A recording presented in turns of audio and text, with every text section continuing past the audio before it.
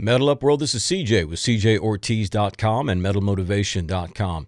This is the first of a new 5-message series I'm doing on subduing your emotions. Now, this is all being shown in my Life Domination online coaching program, and you can learn more about that if you visit the link below.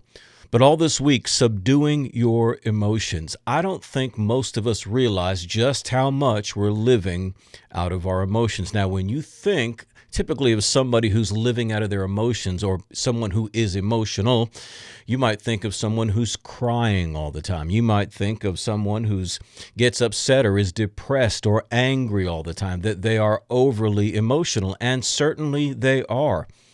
But emotional control is really much broader than that. You would be surprised at how much emotions control so much of what you do. Now, I'm not suggesting that anyone here be a stoic and divorce themselves from emotion. I'm not suggesting that anybody put their emotion aside and just be a dead zombie, a stone, if you will. Absolutely not. What we want is to not be dominated by emotion. That's the key. It's not to lead with emotion. That is the key. That you allow something else to control and determine your life, your responses, the way you think, your actions. Let this inner dimension, a greater, stronger, something that's more resolute, more based on foundational principles, more determinative, more authoritative to rule and to govern your life than your emotions. And again, emotions can be very, very subtle. They affect and color the way we see our world, the way we interpret things. They break our focus. They drain our energy. They get in the way of our relationships. They change the way we look at the world. We don't believe as much when we are overly governed by our emotions. So again, we're not trying to put to death our emotions. We're not trying to get rid of our emotions. We want to put them in proper order. We want to put them in the position that they should be put in, not as the dominant factor in our life. They need to be subdued. Now, maybe you are full aware of the power of your emotions. It's not that you are overly emotional like the examples I cited. It's not that you go crazy all the time, get angry all the time, fly off the handle, get overly upset.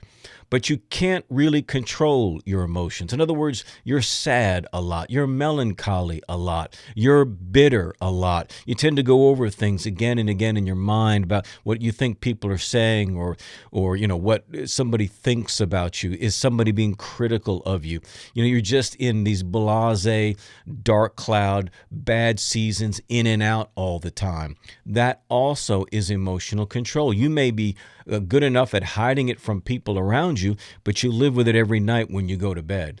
It's there every morning when you wake up, midday when you have that, afternoon crash, maybe after lunch. You start to feel it and your outlook gets bleaker.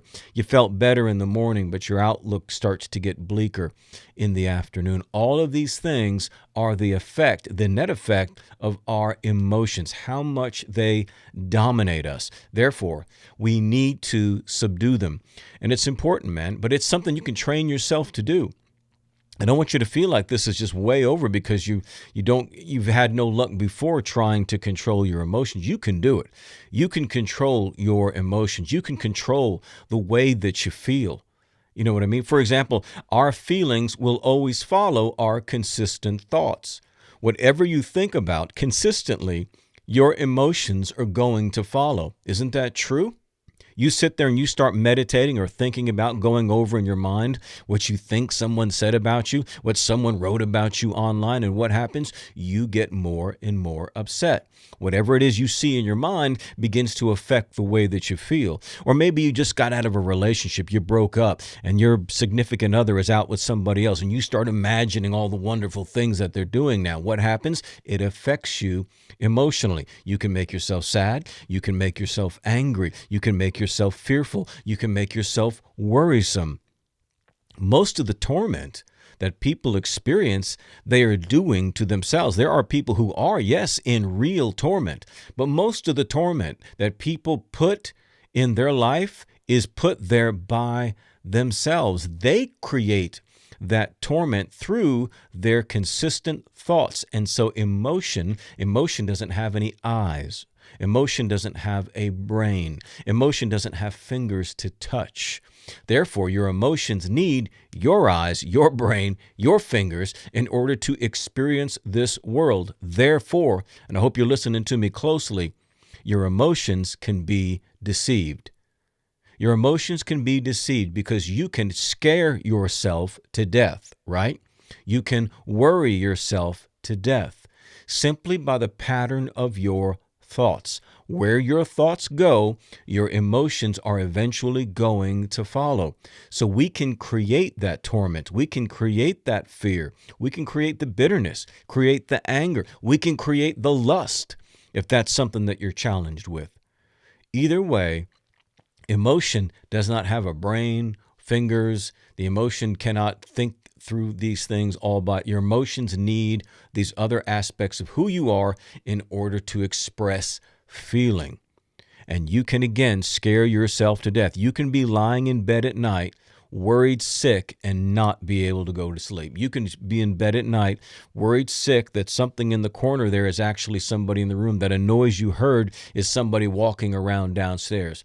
Your emotions are going to react to something that isn't even there, something that is not real. That is the power of emotion. So fear, for example, is a belief. What we believe is the case is what we call a fear, okay? But your emotions are what give the power, therefore. You have a belief that creates a fear, but it is the emotion that creates the physical, tangible intensity, the thing that you actually feel that causes the heart rate to go up and all of these sorts of things. So our emotions need to be subdued. And that's what we're talking about all this week, subduing your emotions and putting that inner person. We're going to talk a lot about that, man. Strengthening and empowering and putting in place, in control, as the governor, as the dominion agent, if you will, to control and dominate your life, that inner person, where your source of true strength is, where you've got that power, where you've got that energy, where you've got that fearlessness, that courage, where you've got that kindness, where you've got that forgiveness, everything that you need to overcome the things that you're facing right now that are setting you back. Can you dig that? I hope you can. So if you'd like to see the rest of these videos, I want you to come join me in the Life Domination Online Coaching Program. That's where I show them. It is a private Facebook group which I administrate. The only other people in the group are people just like you, motivated people who are looking for a change in their life. And there's so many cool things that are happening in that group right now. People are losing weight. People are getting new jobs. People are making things happen. So I'd love to have you be a part of it. It is very inexpensive. You get 5 videos a week, each week, just like this, on a separate topic. And you get access to the complete archives of previous videos. I think there's almost 550 videos in there right now. So you get all that, very inexpensive. You can sign up today. Just visit the link below, metalmotivation.com/life domination coaching. This is CJ, the Metal Motivator. And remember, in whatever you do, don't suck. Metal up.